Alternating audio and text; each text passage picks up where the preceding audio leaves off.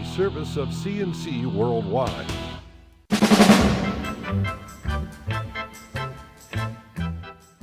CNC Podcasts are a service of CNC News brought to you by the Greece Chamber of Commerce, providing more than 800 member companies with business solutions since 1984.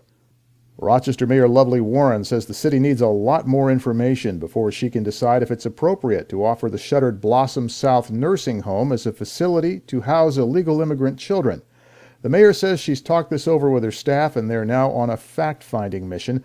Blossom South's owner contacted the mayor's office and suggested the building might house some of the tens of thousands of children who have crossed the border. The mayor has asked the Upper Monroe Neighborhood Association for comment, and she says there'll have to be talks with city council, neighborhood groups, and community associations. The mayor says her concerns include who handles the children's health and safety if they're housed in Rochester, and what economic impact there might be on the community. Governor Cuomo has signed legislation extending Rochester's red light camera program for another 5 years.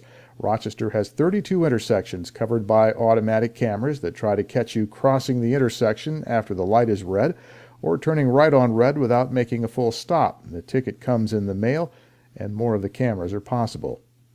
Installation work has begun on what Monroe County officials hope is the long-term solution to the algae problem at Ontario Beach Park in Charlotte.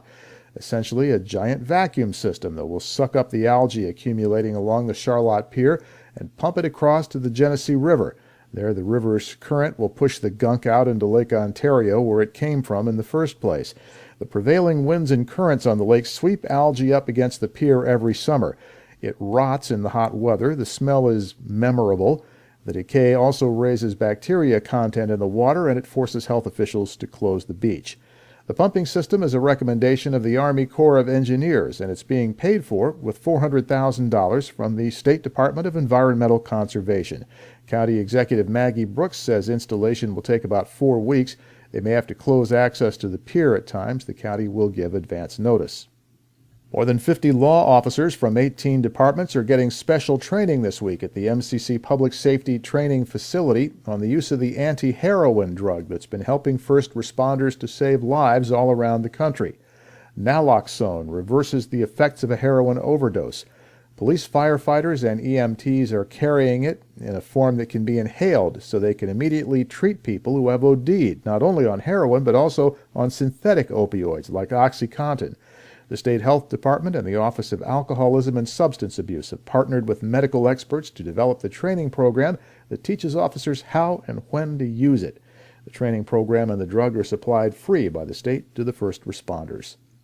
Your next CNC podcast is whenever you click on one of these pages and catch one. We post updates as necessary. I'm Bud Lowell, CNC News.